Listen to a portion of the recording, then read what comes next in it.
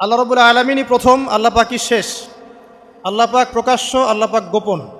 ওয়া হুয়া বিকুল্লি শাইইন আলিম। আল্লাহ পাক বলছেন তিনি প্রত্যেকটা বিষয় সম্পর্কে জ্ঞানী। সূরা হাদিদ আয়াত নাম্বার 3। তো আমরা বুঝতে পারছি যখন কোনো কিছু ছিল না তখন আল্লাহ রাব্বুল আলামিন ছিলেন, আবার যখন কিছু থাকবে না তখন আল্লাহ পাক থাকবেন। কুল্লু মান আলাইহা ফান ওয়া ইয়াবকা ওয়াজহু রাব্বিকা যুল জালালি ওয়াল ইকরাম। সমস্ত কিছু ফানা হয়ে যাবে, শুধুমাত্র আল্লাহ রাব্বুল আলামিনের সত্তা জাত এটা বাকি থাকবে। তার মানে আল্লাহ পাকই শুরু, আল্লাহ পাকই শেষ। আল্লাহর কোনো শুরু নাই, আল্লাহর কোনো শেষ নাই। এখন কেউ যদি প্রশ্ন করে যে আল্লাহ সব কিছু সৃষ্টি করেছেন, তাহলে আল্লাহকে কে সৃষ্টি করলো, নাউজুবিল্লাহ। তো তখন আমরা বলবো যে যদি কেউ আল্লাহকে সৃষ্টি করতো তাহলে তো সেই সৃষ্টিকর্তা হয়ে যেত, তাই নয় কি? এভাবে এক এক করে যদি আমরা পিছনের দিকে যেতে থাকি তাহলে একটা পর্যায়ে গিয়ে তো আমাদেরকে থামতে হবে। তো আমরা যেখানে গিয়ে থামছেন সেটাই হচ্ছে আল্লাহ রাব্বুল আলামিন। আল্লাহ পাকের আগে কিছুই ছিল না, বরং অতীত, বর্তমান, ভবিষ্যৎ এটা সময়ের মধ্যে আছে, যে সময়ের মধ্যে আমরা বাস করছি। আল্লাহ রাব্বুল আলামিনের কাছে এরকম অতীত, বর্তমান, ভবিষ্যৎ কিছু নাই। আল্লাহ রাব্বুল আলামিন একা ছিলেন, তখন কিছুই ছিল না। আবার যখন সব কিছু ধ্বংস হয়ে যাবে আল্লাহ পাক একাই থাকবেন, আর কিছু থাকবে না। এখন আল্লাহ পাক সর্বপ্রথম সৃষ্টি করলেন আরশে আজিম। কি সৃষ্টি করলেন? এবং আরশটা পানির উপরে ছিল। কিসের উপরে?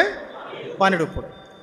এরপরে আল্লাহ রাব্বুল আলামিন সৃষ্টি করেছেন কলম। আল্লাহ পাকের কাছে লাউহে মাহফুজ আছে। লাউহে মাহফুজ মানে সুরক্ষিত একটা ফলক। এখানে আল্লাহ পাক কলমকে বললেন লিখো। কলম বলল যে মাযা আকতুব, আমি কি লিখবো হে আল্লাহ? আল্লাহ পাক বললেন কিয়ামত পর্যন্ত যা যা হবে, শেষ দিন পর্যন্ত যা কিছু ঘটবে লিখে ফেলো। কলম লিখে ফেলেছে কিয়ামত পর্যন্ত কি কি হবে। অতএব আপনার রিজিক নিয়ে এত টেনশন করার কোনো দরকার নেই। বিয়ে শাদী হচ্ছে না, এই জন্য কবরে গিয়ে মানত করার কোনো দরকার নেই। সময় মতো হবে ইনশাআল্লাহ। যখন রিজিক তাকদিরে লেখা আছে সময় মতো ইনশাল্লাহ হবেই। তাকদিরের বাইরে কিছু হবে না। তো আল্লাহ পাক তাকদির লিখে ফেললেন। এমনকি লাউহে মাহফুজে কোরআনও লিপিবদ্ধ আছে। সূরা বুরুজ পড়েন নাই? বাল হুয়া কুরআনুম মাজিদ ফি লাউহিম মাহফুজ। লাউহে মাহফুজ থেকে কোরআন মাজিদ নাজিল করা হয়েছে প্রথম আসমানে। এরপর প্রথম আসমান থেকে আস্তে আস্তে ধাপে ধাপে বিভিন্ন ঘটনার পালাক্রমে রাসূলুল্লাহ সাল্লাল্লাহু আলাইহি ওয়াসাল্লামের কলবের মধ্যে জিবরাইল আলাইহিস সালামের মারফতে ওহী করা হয়েছে। এই হলো কোরআন, যেটা নাজিল হতে সময় লেগেছে 23 বছর। তো লাউহে মাহফুজ আল্লাহ রাব্বুল আলামিন সব লিখে ফেললেন। এভাবে 6 দিন, আল্লাহ পাকের হিসেবে 6 দিন কত লম্বা আল্লাহ ভালো জানেন। 6 দিনে আল্লাহ রাব্বুল আলামিন এরপর সৃষ্টি করলেন পুরো মহাবিশ্ব। পুরো মহাবিশ্ব বলতে আমি শুধু পৃথিবীর সৌরজগৎ বোঝাচ্ছি না। এই মঙ্গল, বুধ, শনি, বৃহস্পতি এইটুক না, এরকম হাজার হাজার সৌরজগৎ মিলে একটা গ্যালাক্সি হয়, আর হাজারটা গ্যালাক্সি মিলে গিয়ে একটা আসমান হচ্ছে, মহাকাশের একটা ছায়াপথ আসমান হচ্ছে। তো এরকম 7টা আসমান বা 7টা মহাবিশ্ব আল্লাহ পাক সৃষ্টি করলেন মাত্র 6 দিনে। কয় দিনে? ফি সিত্তাতি আইয়াম, 6 দিনে আল্লাহ পাক সৃষ্টি করলেন। এরপর আল্লাহ রাব্বুল আলামিন প্রত্যেক মহাকাশে তার যার যার কাজ সেটা দিলেন। যেখানে যেখানে মাখলুক সৃষ্টি করা আল্লাহ পাক করলেন। আল্লাহ রাব্বুল আলামিন মালায়েকা সৃষ্টি করলেন নূর দিয়ে। কি দিয়ে? আলো দিয়ে। আলোর মধ্য দিয়ে আল্লাহ রাব্বুল আলামিন ফেরেশতা সৃষ্টি করলেন। আল্লাহ পাক জিন সৃষ্টি করলেন। জিন কি দিয়ে? আগুন দিয়ে। একদম যেটা উত্তপ্ত আগুন, লাল আগুন, সেই আগুন দিয়ে আল্লাহ পাক জিন জাতিকে সৃষ্টি করলেন। সৃষ্টি করার পর আল্লাহ রাব্বুল আলামিন জিন জাতিকে পৃথিবীতে পাঠিয়েছেন। কোথায়? আর এখন মানুষ পৃথিবীতে যা করছে, জিন জাতীয় কিছুটা এরকমই কাজ করেছিল, বরং তার চেয়েও হয়তো বেশি করেছিল। পৃথিবীতে সে ফিতনার ফাসাদ সৃষ্টি করেছিল। এক পর্যায়ে আল্লাহ রাব্বুল আলামিন জিন জাতিকে ধ্বংস করে দিলেন। কিছু কিছু জিনকে আল্লাহ পাক অবশিষ্ট রাখলেন, যেগুলো পাহাড়ে, পর্বতে, বিভিন্ন জায়গায়, সমুদ্রে আশ্রয় নিল। পাহাড়ি এলাকাগুলোতে জিন থাকে, গভীর সমুদ্রে জিন থাকে, হ্যাঁ, জঙ্গলে জিন থাকে। এরকম কিছু জায়গা আছে এগুলোর মধ্যে জিনরা থাকে। তো ওদেরকে ডিস্টার্ব করতে গেলে সমস্যা, আপনাকে ধরে ফেলবে। আর যদি প্রতিদিন সকাল সন্ধ্যার জিকির আজগার ঠিকঠাক মতো না করেন, কোরআন তেলাওয়াত ঠিকঠাক মতো না করেন, নামাজি না হন, আর পবিত্র না থাকেন, তাহলে জিন ধরার সম্ভাবনা বেশি। আর আমার মনে হয় এখনকার যে মেয়েগুলো রাস্তাঘাটে ঘোরাফেরা করে, এদের বেশিরভাগই জিন ধরা। কারণ আছে, এমনি এমনি বলি নাই। এটা আপনাকে বুঝতে হলে আল্লাহ এবং তার রাসূলের চোখ দিয়ে দেখতে হবে তো, কারণ তাদের চালচলন স্বাভাবিক না, কিছু একটা ওদের উপর ভর করেছে, ওই ভরটা করার কারণে তার চালচলন আজকে এমন হয়ে গেছে। এবং বহু মেয়ের ঘটনা এমন শোনা যায় যে সরাসরি তারা জিন দ্বারা ইফেক্টেড হয়। দেখেন না, রুকিয়া করতে হয়, শারঈভাবে রুকিয়া করতে হয়। তো খেয়াল রাখবেন, সকাল সন্ধ্যার জিকির আজগার ঠিক রাখবেন, কোরআন তেলাওয়াতটা ঠিক রাখবেন, নামাজি হবেন, পাক পবিত্র থাকবেন, জিন আপনাকে কোনো ক্ষতি করতে পারবেন ইনশাআল্লাহ। জিনরা কিন্তু রাসূল সাল্লাল্লাহু আলাইহি ওয়াসাল্লামেরও ক্ষতি করার চেষ্টা করেছিল। আল্লাহ রাসূল সাল্লাল্লাহু আলাইহি ওয়াসাল্লাম ওটাকে ধরেছিলেন, ধরে মসজিদের খুঁটির সাথে বেঁধে রেখেছে। নামাজের মধ্যে জিন আমাদের নবীকে ডিস্টার্ব করেছিল, আল্লাহ রাসূল ওই জিনকে ধরেছেন, ধরে খুঁটির সাথে বেঁধে রেখেছেন। তারপরে তার মনে পড়ল সুলাইমান আলাইহিস সালামের কথা। সুলাইমান আলাইহিস সালাম বলেছিল আল্লাহকে, আল্লাহ আমাকে যে ক্ষমতা তুমি দিয়েছো, আমার পরে কাউকে এই ক্ষমতা আর দিও না। আর সুলাইমান আলাইহিস সালামকে আল্লাহ পাক জিন জাতিকে অনুগত করে দিয়েছিলেন। সুলাইমান আলাইহিস সালামের নির্দেশে জিন জাতি বিভিন্ন কাজ করত, এমনকি সমুদ্রের মধ্যে ডুবুরির কাজও করত, সমুদ্রের ভিতর থেকে রত্ন বের করে নিয়ে আসতো। এগুলো কিন্তু অলিক রূপকথা নয়, সত্য ঘটনা। তখন নবী সাল্লাল্লাহু আলাইহি ওয়াসাল্লাম বললেন যে আমার ভাই সুলাইমানের কথা আমার মনে পড়ে গেল, তাই আমি জিনটাকে ছেড়ে দিলাম।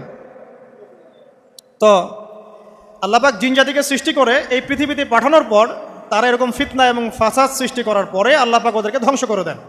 দেওয়ার পরে আরও অনেক যুগ এবং অনেক শতাব্দী কেটে যায়।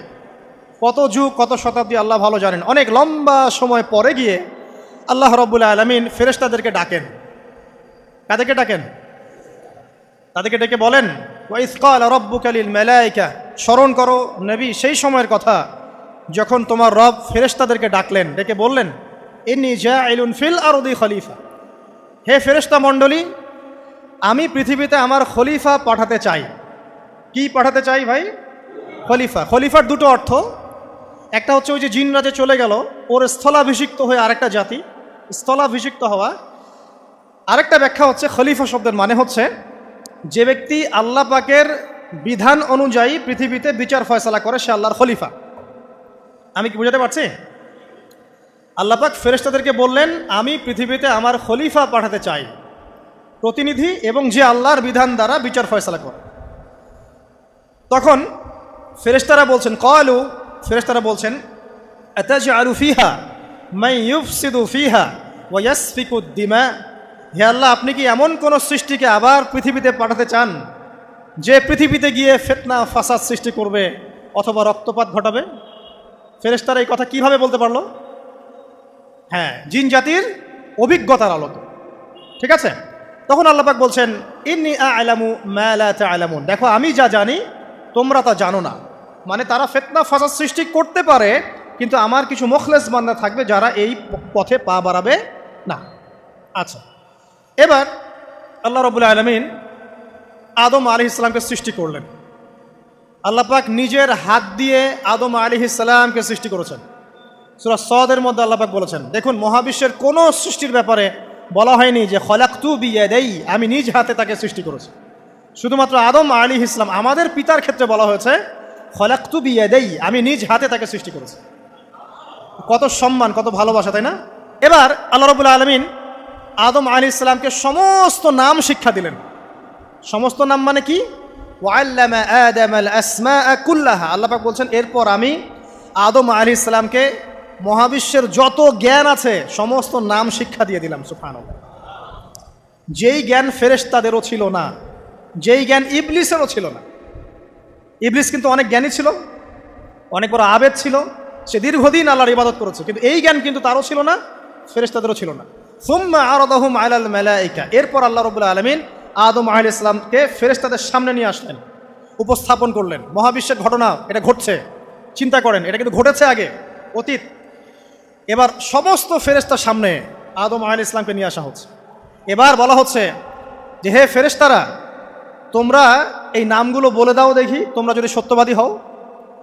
তো ফেরেশতারা বলছেন, লা ইলমা লানা ইল্লা মা আল্লামতানা, হে আল্লাহ আপনি আমাদেরকে যা শিখিয়েছেন এর বাইরে তো কোনো জ্ঞান নাই আমাদের। তারপর আল্লাহ পাক আদমকে বললেন আলাইহিস সালাম, হে আদম তুমি সব নাম বলে দাও দেখি। এরপর আদম আলাইহিস সালাম সমস্ত নাম একটা একটা করে বলে দিলেন। তাহলে আমাদের পিতা জ্ঞানী ছিলেন না অজ্ঞ ছিলেন? আর আমরা তার সন্তান হিসেবে জ্ঞানী না অজ্ঞ? এটা আমাদের শোভা পায়? আমাদের পিতা ছিলেন মহাবিশ্বের সবচেয়ে জ্ঞানী সত্তা। আল্লাহ রাব্বুল আলামিন তাকে জ্ঞান শিক্ষা দিয়েছেন, সমস্ত জ্ঞান।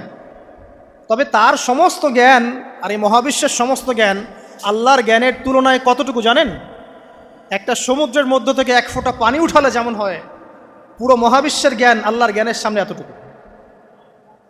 আল্লাহ পাকের জ্ঞান এত অসীম, পুরো মহাসাগরের মধ্য থেকে এক ফোঁটা পানি তুললে, ওই যে এক ফোঁটা পানি তুললেন, এটা মহাবিশ্বের জ্ঞান।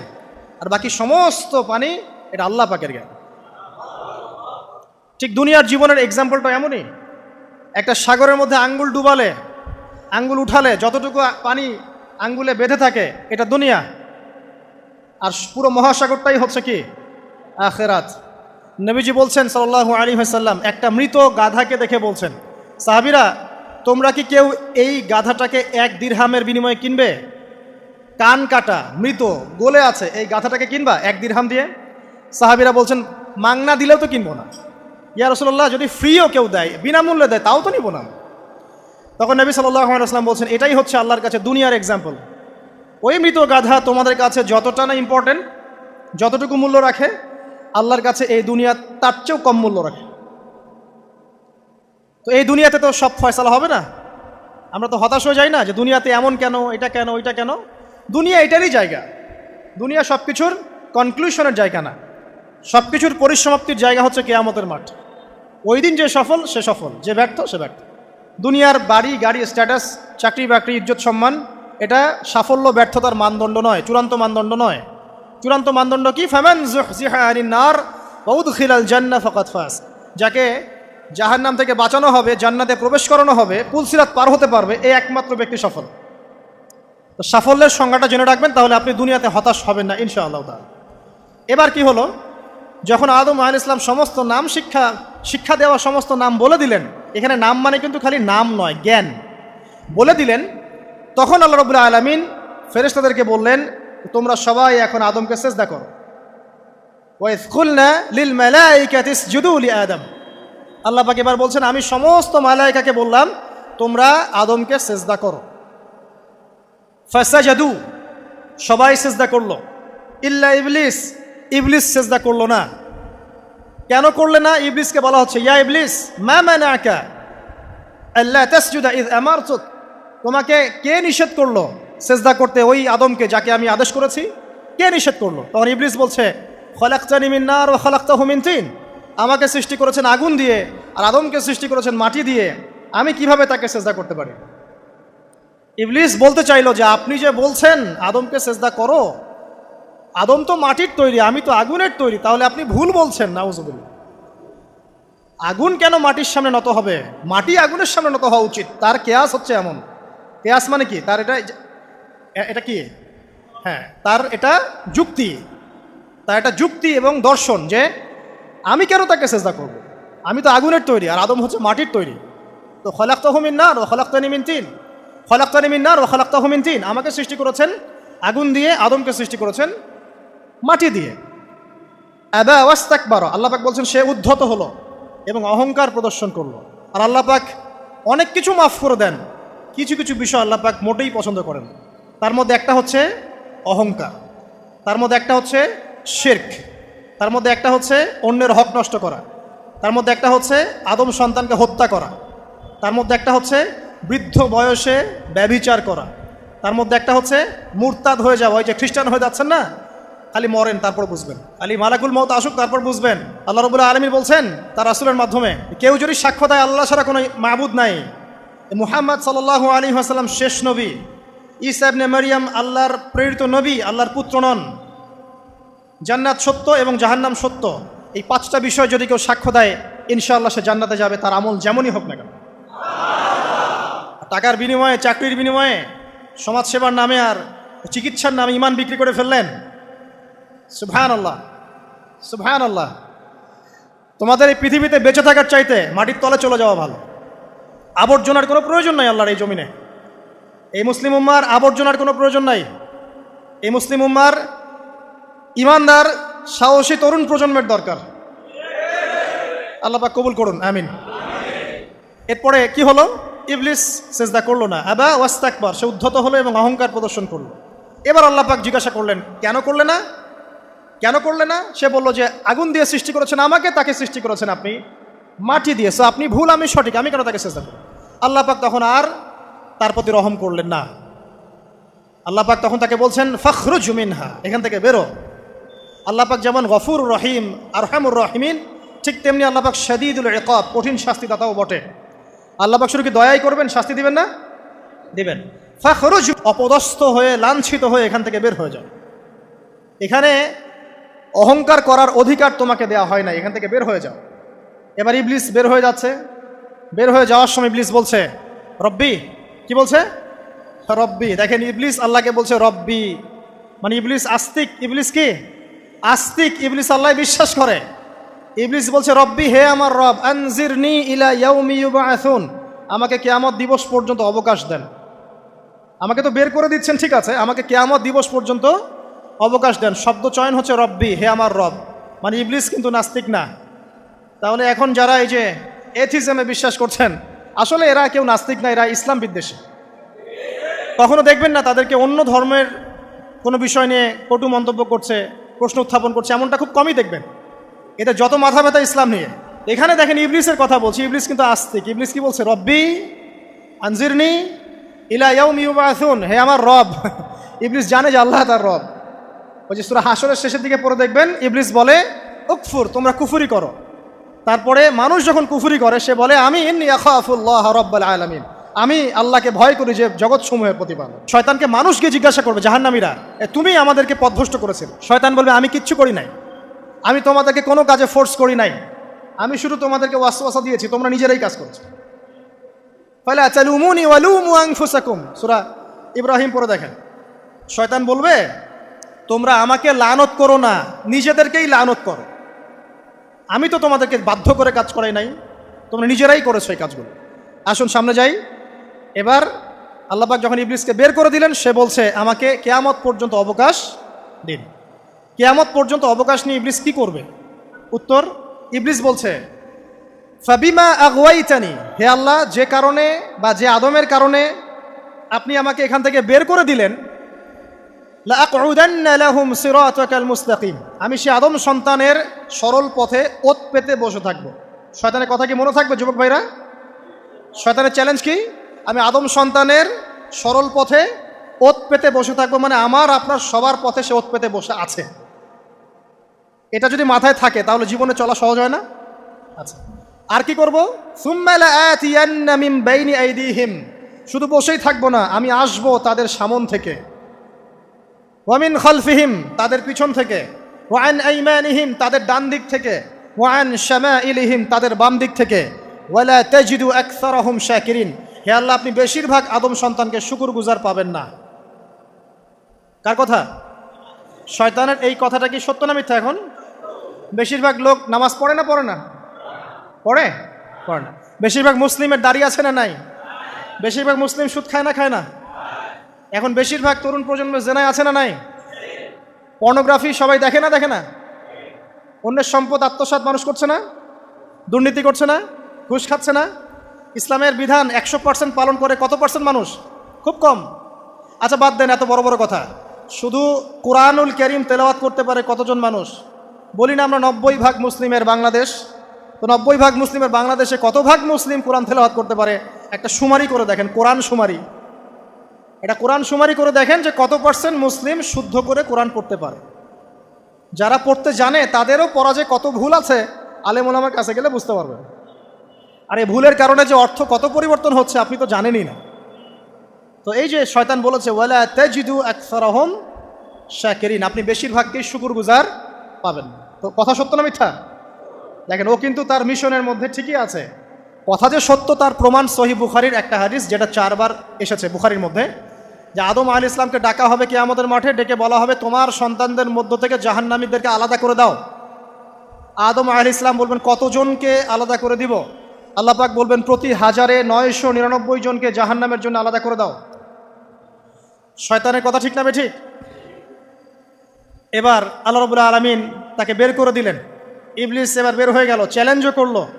এবার আল্লাহ পাক আদম আলাইহিস সালামকে ডেকে বলছে ইয়া আদম, ও সরি, এবার আদম আলাইহিস সালামের এই যে পাঁজর মানে বুকের পাঁজর, এখান থেকে তার সঙ্গিনীকে সৃষ্টি করা হলো।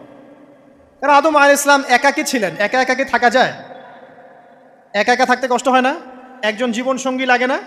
তো আদম আলাইহিস সালামের এই বাম পাঁজরের হাড় থেকে হাওয়া আলাইহিস সালামকে সৃষ্টি করা হলো।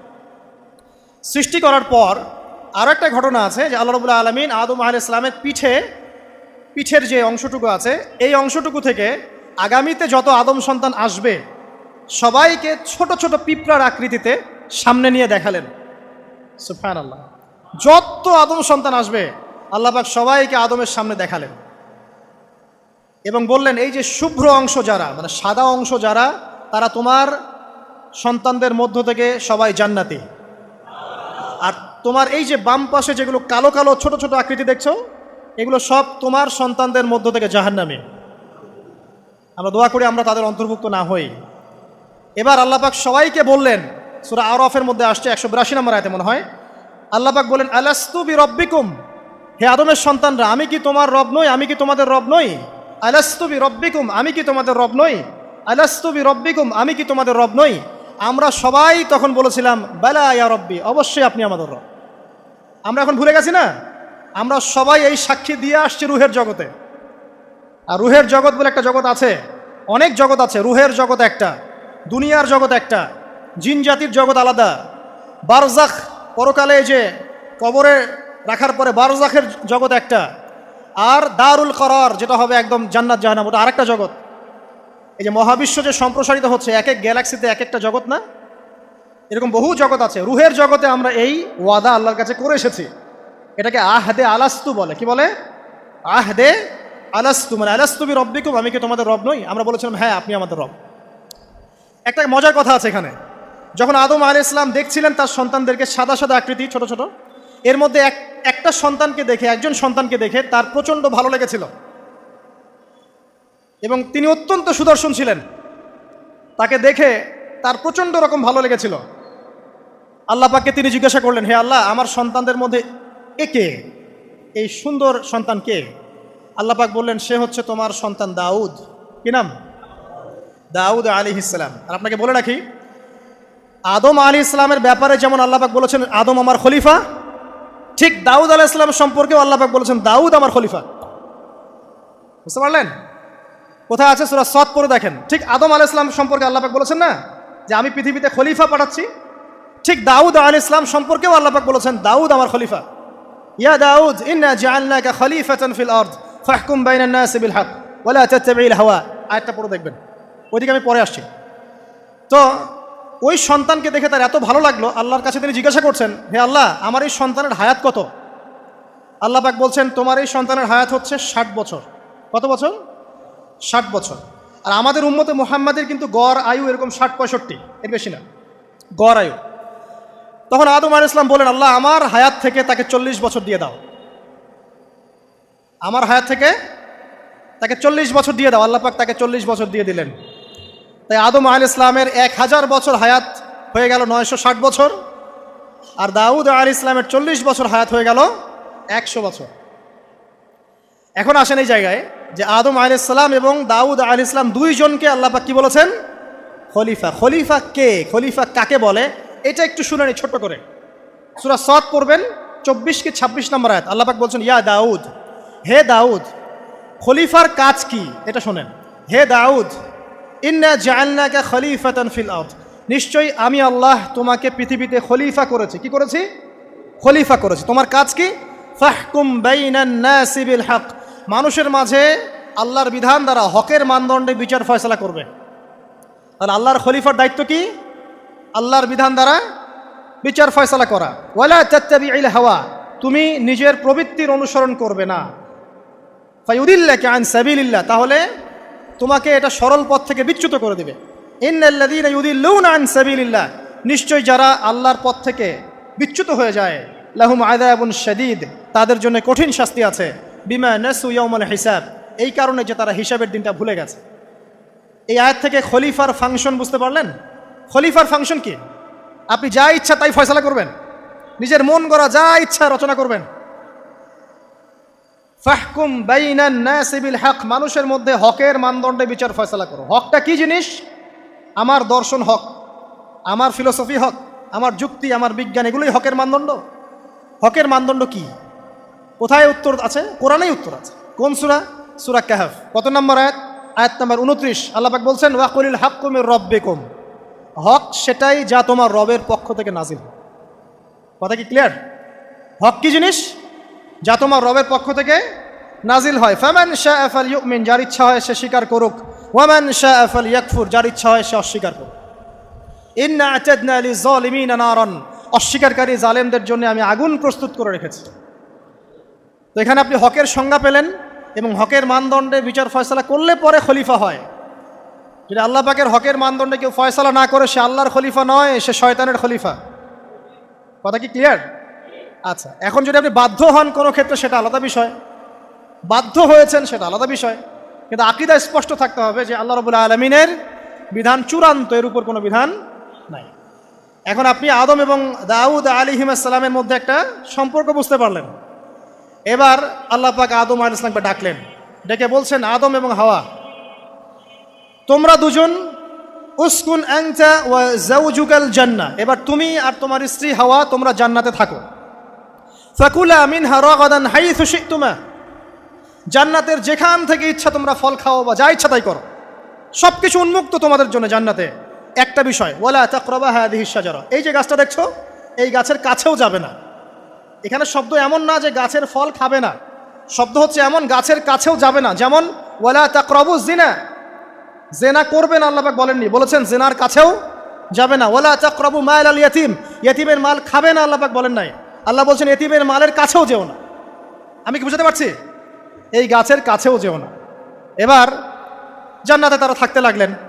এবার ইবলিস তো আর হাল ছেড়ে দেয় নাই, সে কি বলেছিল? ডান বাম সামন পিছন সব দিক থেকে আসবে। সে এসে ওয়াসওয়াসা দেয়। কি ওয়াসওয়াসা দেয়? হে আদম হাল আদুল্লুকা, আমি কি তোমাকে বলে দিব আলা শাজারাতিল খুলদ ওয়া মুলকিন লা ইয়াবলা, হে আদম আমি কি তোমাকে বলে দিব এমন একটা গাছের কথা যেই গাছের ফল খেলে পরে তুমি চিরস্থায়ী জীবন লাভ করবে, কোনো দিন মারা যাবে না। এই চিরস্থায়িত্বের টোপ দিচ্ছে কে? এই চিরস্থায়ী ক্ষমতার টোপে মানুষ পথ হারাচ্ছে না পৃথিবীতে। ওয়া মুলকিন লা ইয়াবলা, এমন রাজত্ব পাবে যেই রাজত্ব কখনো ক্ষয় হবে না। চিরস্থায়িত্বের টোপ, রাজত্বের টোপ, এই দুটোই হচ্ছে পৃথিবীতে মানুষকে পথভ্রষ্ট করার শয়তানের অস্ত্র। কথা মনে বুঝতে পারেন না? আমার মাথার উপর দিয়ে যাচ্ছে, বুঝতে পারবেন ইনশাআল্লাহ। তো টোপ দিচ্ছে দুইটা, হাল আদুল্লুকা আলা শাজারাতিল খুলদ ওয়া মুলকিন লা ইয়াবলা।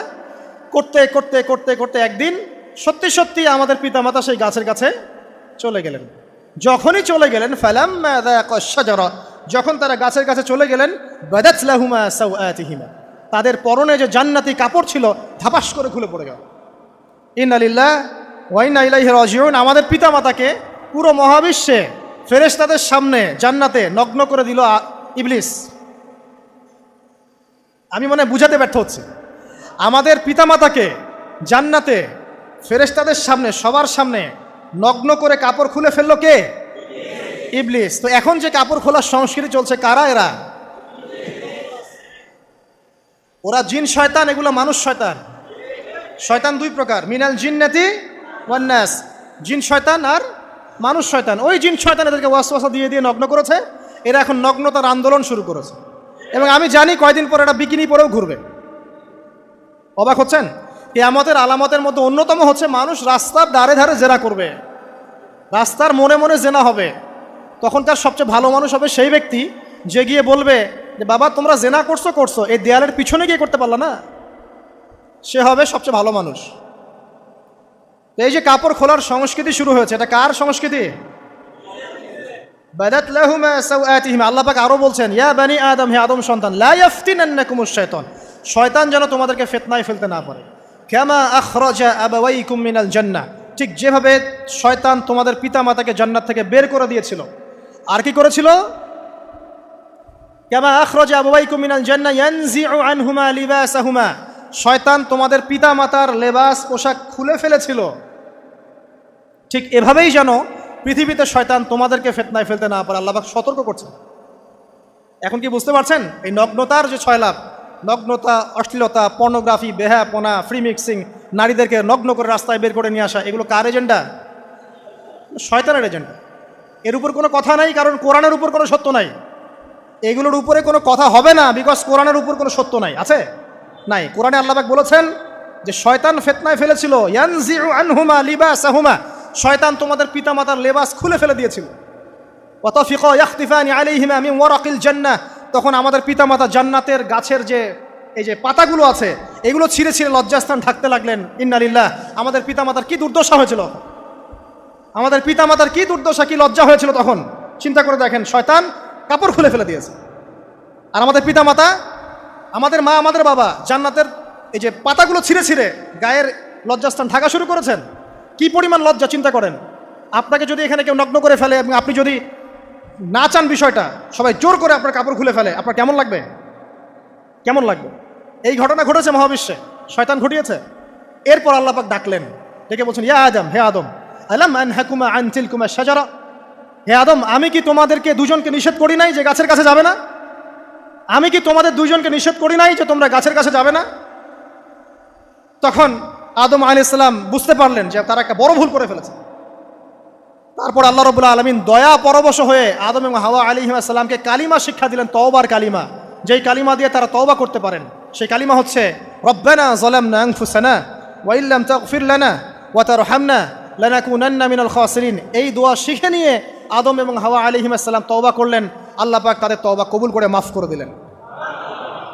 কিন্তু জান্নাতে আর থাকা হলো না। আল্লাহ পাক বললেন, কুল নাহবিতু মিনহা জামিআ, এবার তোমরা সবাই মিলে এখন পৃথিবীতে নেমে যাও। আল্লাহ মাফ করে দিলেন, কিন্তু তোমরা এখন পৃথিবীতে নেমে যাও, জান্নাতে আর থাকা হবে না। খেয়াল করে দেখেন, ইবলিসও আল্লাহর আদেশ মানে নাই। আল্লাহ বলেছেন সেজদা করো, ইবলিস কিন্তু করে নাই। আবার আমাদের পিতা আদম আলাইহিস সালামকে আল্লাহ পাক বলেছেন গাছের কাছে যেও না, তারা চলে গেছেন। দুটোই কি অবাধ্যতা নয়? তাহলে ইবলিসকে চিরস্থায়ী জাহান্নামী করা হলো, আদম সন্তানকে কেন করা হলো না? উত্তর, আদম সন্তান আদম আলাইহিস সালাম তওবা করে ফিরে এসেছে, ইবলিস আসে নাই। তাই আমাদের দ্বারা পদে পদে ভুল হবেই, তওবা করে ফিরে আসলেই গুনাহ মাফ ইনশাআল্লাহ। আর যদি ইবলিসের মতো গুনার উপর গুনাহ করতেই থাকেন আর বলেন যে আমি ঠিক কাজ করছি, তাহলে ইনশাআল্লাহ ওই যে জাহান্নাম অপেক্ষা করছে।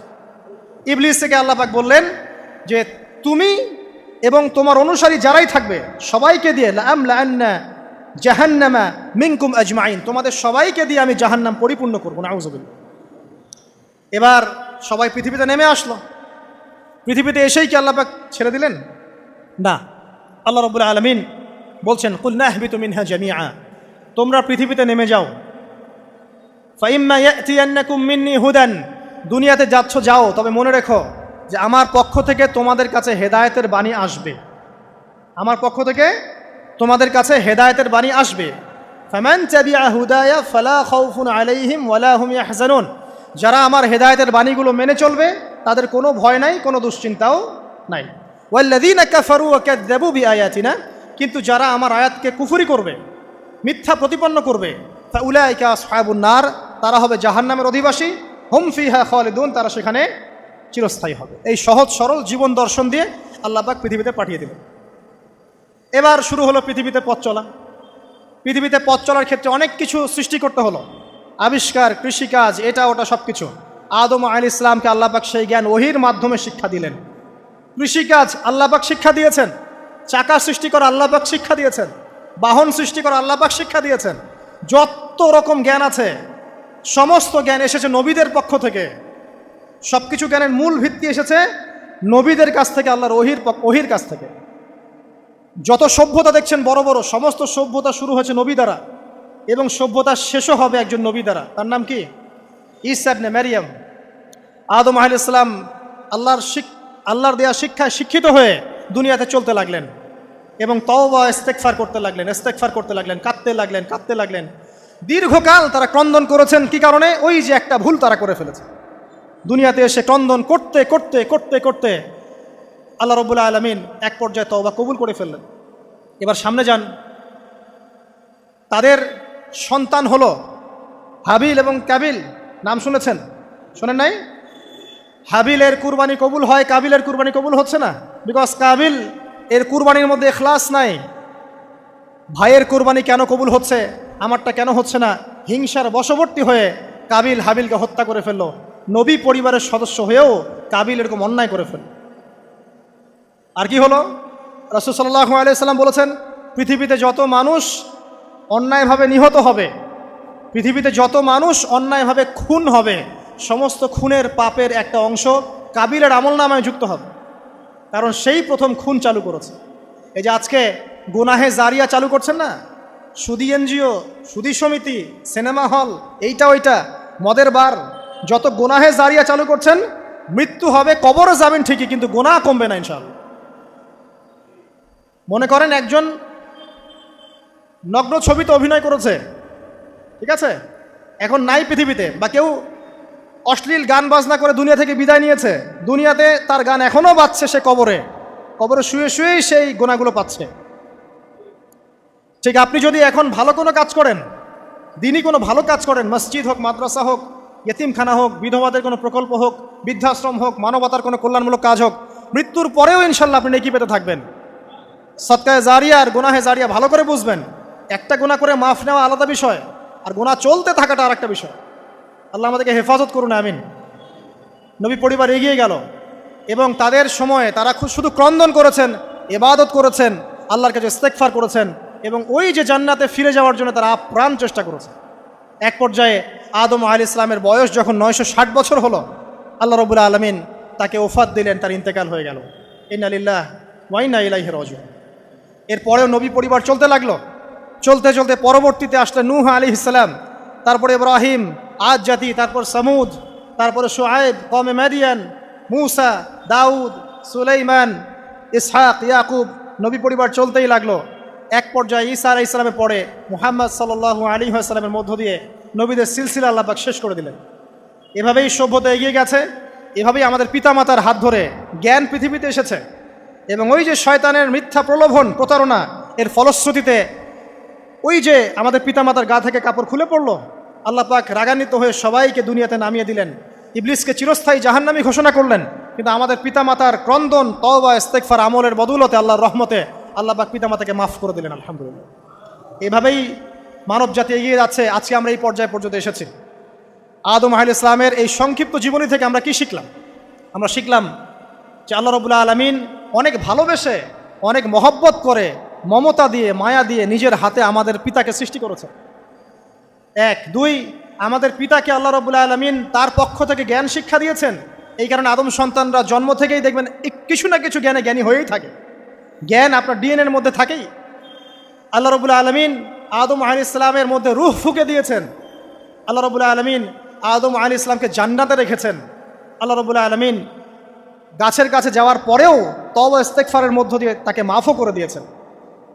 আল্লাহ রাব্বুল আলামিন আদম এবং হাওয়া আলাইহিস সালামের মধ্য দিয়ে এই পৃথিবীতে মানব জাতির সিলসিলা অব্যাহত রেখেছেন, এবং কিয়ামত পর্যন্ত যত আদম সন্তান আসবে তাদের জন্য আল্লাহ পাক তার পক্ষ থেকে হেদায়েত প্রেরণ করেছেন।